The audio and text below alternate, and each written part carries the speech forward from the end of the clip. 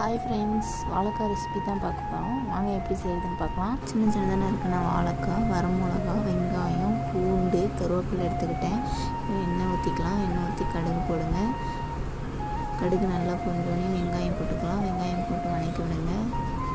வதங்கினதுக்கு காஞ்ச மிளகாய் சேர்த்துக்குங்க. சேர்த்துட்டு நல்லா வதக்கி விடுங்க. அடுத்து குட்டி குட்டியாக நறுக்கி வச்சுருக்க பூண்டு சேர்த்துக்கலாம். இப்போது கருவேப்பிலையை போட்டுக்கலாம். கருவேப்பிலையை போட்டு நல்லா வதக்கி விடுங்க. நம்ம சின்ன சின்னதாக எடுத்து வச்சுருக்க வாழைக்காவை போட்டுக்கலாம். வாழைக்காவை நல்லா வதங்கட்டும். எண்ணெயில் தேவையான உப்பு போடுங்க. உப்பு சேர்த்ததுக்கப்புறம் மஞ்சள் தூள் லைட்டாக போட்டுக்கோங்க. மஞ்சள் தூள் போட்டு நல்லா ரெண்டையும் கிளறி விடுங்க. யார் யாருக்கெல்லாம் வாழைக்காய் பிடிக்கும் அப்படிங்கிறத கமெண்ட்டில் சொல்லுங்கள். இப்போ நல்லா வதங்கிருச்சு. தண்ணி ஊற்றிக்கலாம். தண்ணி ஊற்றி நல்லா கிண்டி விடுங்க. கிண்டி விட்டு மூடி போட்டு வச்சிடலாம். இப்போது இந்த டைமில் தேங்காய், பச்சை மிளகாய், கருவேப்பிலை, சீரகம் சேர்த்து அரைச்சி எடுத்துக்கலாம். இப்போ காய் நல்லா